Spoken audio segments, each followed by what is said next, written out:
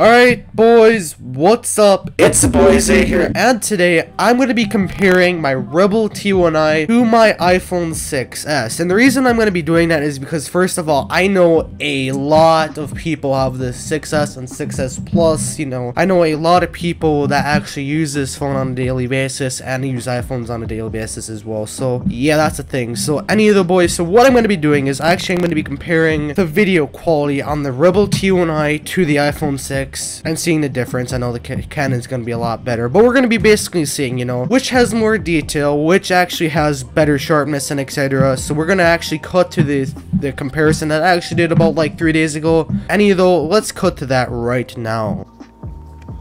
We're both shooting on both cameras, so right here on the right is the iPhone, and right here, boys, is the Rebel T1i. Can you guys see the difference?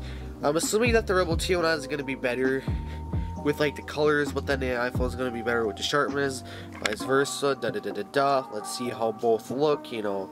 They both should look pretty good. Let's see. So you guys actually just saw the difference between the iPhone and the Rebel T1i. No, you guys are going to notice that the Rebel T1i looks like 1,000 times better. I'm going to be telling you guys why that is. So with this camera, with the Rebel T1i, it has a bigger sensor. And what that means, it's going to basically expose more, and it's going to basically, you know, bring out more like skin tones and more natural, I guess, bokeh, I guess. Even though the iPhone has no bokeh whatsoever. But I'm just trying to say, it's going to be more of a basically a more cinematic image. It's gonna be more of a boomy image, and as well it's gonna like expose more things, such as probably my face, I guess, and more. It's basically gonna have more detail with things. For instance, the iPhone exposes less stuff, and it kind of like over brightens my face a little bit because of the optics, and it tries to process everything out, even though that does not look good when it does that, and it looks kind of weird, I guess, you know what I mean, when cameras try to process like certain things out, like some detail, you know guys, like that looks really weird. All right, but yeah, you guys can definitely see though the iPhone is definitely a lot more softer. It's a little bit more smoother than the T1i, but still it's a lot more softer, and as well it does not blur out the background whatsoever. That's because the small image sensor on the iPhone, like I'm gonna zoom in. Do you know how tiny these cameras are in iPhones? These things are tiny little things, alright? And it's like really interesting to see like how far technology has came. This is not even the newest phone in the world, but still this actually does do really good. So we're gonna zoom this back out. But like I said though, yeah, this does really good. It doesn't do as good as like my Rebel T1i, like I said, because my Rebel T1i has a bigger image sensor, has a better lens. It's basically all around a better camera. But did you also notice with the audio as well? The iPhone actually somewhat sounded better, but sounded a lot more quiet, alright? Like, did you actually kind of notice that though as well? And here's the thing though that I actually kind of found like really interesting and kind of intriguing as well, is that iPhones, they have microphones on them, and as well they also have cameras on them. All right, why is that so intriguing, you might ask? Well, it's kind of like this setup kind of packed down, you know what I mean? A camera right here and a microphone right here, right? But compacted into this, and you could strictly edit on this and upload to YouTube with this thing. All right, it's pretty amazing actually, honest to God, I'm being like really serious.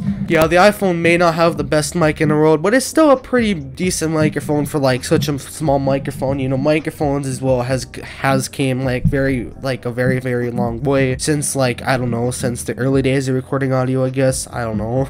Yeah, so yes, you could definitely see the clear difference between the iPhone and the Canon, and I actually did just start rambling a little bit, but yeah, you guys can definitely see that the Canon has more of a boomier image and has that blurry background because of the bigger sensor and a bigger lens, etc., compared to the iPhone, which cannot do that at all because it has a smaller lens and a smaller sensor, and actually has a slightly smaller aperture than my Rebel T1i. But the iPhone is still as good. So yeah, would this actually be a really big upgrade from like a phone? Yeah, it would. It would be a massive upgrade. You know, the Rebel T1i is like a really high quality camera, and I'm actually gonna flash some B-roll shot with the camera right now, and you guys are seeing like how high quality this camera is. Like, it's a really good camera, and then we could flash some B-roll shot with the iPhone. The iPhone video does not look as good as the Canon video with the sharpness and basically with the dynamic range and etc, you know what I mean? I'm sorry if the lighting is actually shifting, I'm just using window light, I'm sorry about that. So yeah, you guys can definitely see the clear difference between the iPhone